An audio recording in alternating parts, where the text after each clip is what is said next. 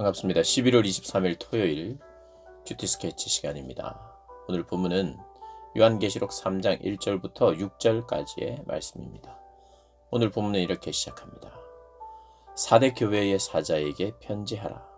하나님의 7 영과 7 별을 가지신 이가 이르시되 내가 네 행위를 아노니 네가 살았다 하는 이름은 가졌으나 죽은 자로다.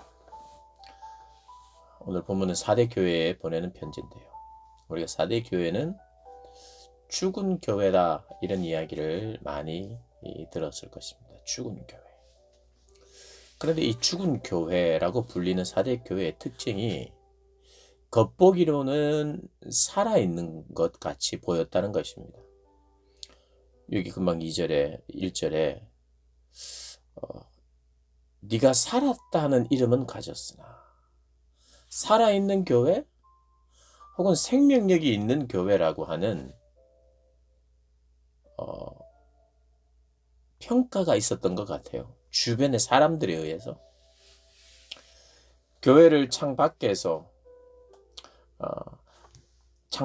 교회 밖에서 그 교회를 볼 때 저 교회는 뭔가 생명력이 있어 보였고 꿈틀거리는 것이 있어 보였다는 것입니다.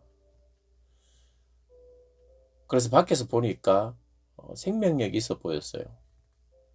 어떤 퍼포먼스가 강했겠죠. 근데 하나님께서 네 행위를 안다. 너희들의 행위를 안다. 그 행위 안에 있는 진심, 본심, 그리고 참됨 이런 것이 결여되어 있었기 때문이겠죠. 어떤 모습으로 나타났는지는 모르지만 그러니까 이런 것입니다. 하나님은 꿰뚫어 보고 하나님은 그들의 중심이 무엇인지 안다는 거예요. 그러나 자칭 혹은 타칭, 자칭이든 다른 이들이 바라보고 평가해 주는 것이 살아있는, 보기 좋은, 또 외형의 아름다움, 뭐 여러 가지로 말할 수 있겠죠. 사람들에게 평가가 좋다는 그런 것이 분명히 있었다는 것입니다. 여러분, 사람들에게 평가가 좋은 것도 귀합니다. 그나마 사람에게라도 좋은 평가를 얻는 것은 참 사람들에게조차 외면당하고 있는 그런 신앙인 혹은 교회를 봤을 때, 사람들이 봤을 때 그것이 외부의 다른 성도들인지 아니면 외부의 일반인이든지 4대 교회 하면 그래도 그 동네에서는 괜찮은 교회 이렇게 평가를 받으면 너무 좋잖아요. 좋고 그것도 하나님 기뻐하신다고 믿어요. 그리고 대부분 사람들이 참 빛과 소금의 역할을 감당하는 교회를 보고 칭찬하는 것도 있습니다. 당연히 칭찬도 받아야죠, 교회가. 그런데 사람들에게 칭찬받는 모든 교회가 다 좋을 수 있느냐? 그건 아닐 수 있다는 걸 오늘 이야기하고 있는 거예요. 평판이 좋은 교회지만, 살아있어 보였지만, 하나님께서는 살아있는 교회가 아니라 실상은 죽어 있다라고 말하는 거예요. 살아있는 성도 같고, 생명력 있는 성도 같은데, 실상은 죽어 있는 것과 다름없는 신앙인일 수 있다고 오늘 본문이 이야기하는 거예요. 그러니까 우리가 이걸 알아야 되죠. 외부에서 본 4대 교회, 외부에서 본 나, 그러나 하나님이 보시는 나, 많이 다를 수 있다는 겁니다.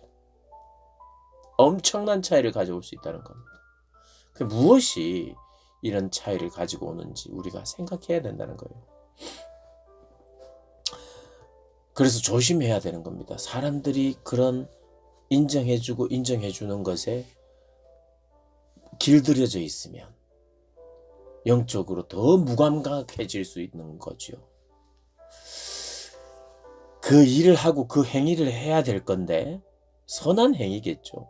칭찬받는 행위겠죠. 근데 그 행위의 동기, 그 행위를 통해서 기대하는 바가 살아있는 그러한 형태의 것이 아니라 죽어있는 동기,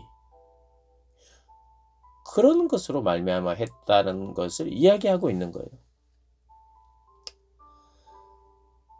그러므로 일깨어 그 남은 바 죽게 된 것을 굳건하게 하라. 지금 교회 안에 우리의 신앙 안에 죽어가는 것들 거의 다 죽은 것과 다름없는 그런 교회의 모습 속에서도 그나마 남아있는 신앙적 요소로 다시 불꽃을 피울 수 있는, 불씨를 지필 수 있는 그러한 부분들이 그나마 남아있다면 그것이 어떤 기도 모임이라든지 무엇이든지 간에 그런 것을 통해서 다시 굳건하게 하라. 그래서 행위가 온전해지기를 원하는 그런 주님의 마음이 여기에 담겨 있는 거죠. 그러므로 네가 어떻게 받았으며 어떻게 듣게 되었는지 생각하고 회개하라. 어떻게 들었고 어떻게 받았는지를 기억하라는 거예요.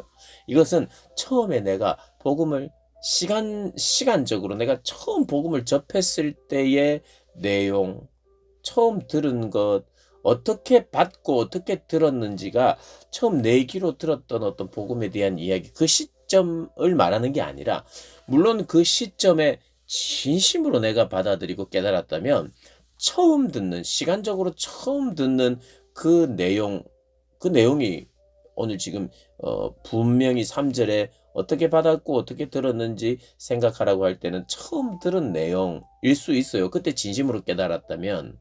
그러나 아무리 들어도 깨닫지 못한 상태, 그 상태로 한번 돌아가 보라는 뜻이 아니라 내가 듣고 들었을 때 어떤 특별한 날, 특별한 시간에 그것을 내가 진심으로 듣고 진심으로 받아들여서 그렇게 살게 되었던 정말 순전한 복음이 나에게 영향을 끼쳤을 때를 한번 돌아보라는 거예요. 순전한 복음이 나에게 영향을 끼쳤을 때는 예수를 처음 믿을 때가 아닐 수도 있어요. 처음 믿을 때는 오히려 외부적인 평가나 이런 것을 의지하고 나도 저런 평가를 받는 저런 사람이 되었으면 좋겠다. 사람들이 보기에 괜찮아 보이는 사람이 되었으면 좋겠다 하고 예수 믿기 시작하는 사람이 혹 있을 수 있거든요. 근데 그런 때를 말하는 게 아니에요. 진심으로 사람이 봐주는 내가 아니라 하나님이 봐주시는 나에 대한 인식이 분명했을 때 그때와 지금의 차이가 무엇인지를 보라는 겁니다. 혹시 진심으로 복음이 나에게 영향을 끼쳐서 다른 사람들의 어떤 시선이나 사람들이 보는 것이 아닌 하나님이 나를 바라보는 것, 그거 하나만으로 만족하고 거기에 감사하고 오히려 다른 사람들의 시선이나 다른 사람들의 평가는 전혀 중요하지 않은 때가 혹시 있었습니까? 그 시점이라는 거. 근데 그게 역전이 되었어요. 사람의 시선이 중요하고 사람의 시선 때문에 오늘을 내가 살고 사람의 시선과 인정과 평판 때문에 내가 으쓱해지고 만족해하는 상태. 이게 바로 죽어가는 상태요. 죽은 상태라고 이야기하는 것입니다. 그래서 그것이 나의 이 신앙을 더럽힌다는 거예요. 그래서 이야기를 합니다. 회개하고 돌이켜라. 만일 일깨지 아니하면 내가 도둑같이 이르리니 어느 때에 네가 이르기를 어느 때에 너에게 이르는지 네가 알지 못하리라. 여러분 우리가 신앙생활을 하는 것 중에 때로는 다급하게 때로는 간절하게 때로는 두려운 마음으로 하나님 앞에 돌이켜야 되는 이유가 있습니다. 그것은 성경 곳곳에서 우리에게 말하고 있는 깨어 있으라. 왜 깨어 있어야 됩니까? 그분이 오시기 때문이에요. 그날과 시는 알 수도 없어요. 그분의 심판의 때가 심판을 오시는 겁니다, 사실. 심판을 통해서 구원하시는 거예요. 이게 구원의 날이지만 하나님은 심판을 취소하거나 버리지 않습니다. 하나님의 심판주로 오시는 그분이 반드시 오시기 때문에 우리 행위에 진실됨이 없는 사람들 평가가 어떠하든지 간에 정직하게 하나님 앞에서의 평가 앞에 서지 않으려 하는 우리 자신들의 모습이 있는 가운데 머물러 있으면 빨리 일어나야 되고 깨어야 된다는 것입니다. 하나님께 물어야 되겠죠. 하나님께. 나는 살아있는 신앙인입니까? 우리 공동체는 살아있는 공동체입니까? 사람들이 바르게 좋다고 평가해도 그 평가가 정말 하나님도 좋은 것입니까? 라고 묻는 우리의 태도가 꼭 필요합니다. 그렇지 않으면 계속해서 썩고 고이는 것이죠. 점점 더 죽어갑니다. 그러니까 거의 죽어가고 있는데 아직 완전히 안 죽었으니까 돌아오라는 겁니다. 그나마 남아있는 힘으로, 남아있는 그래도 양심으로, 남아있는 신앙적 축으로 완전히 다시 돌아오라고 말씀하십니다. 혹시 나는 누구의 평판 앞에 있습니까? 하나님의 평판 앞으로 나아가는 저와 여러분 되시길 주님의 이름으로 축복합니다.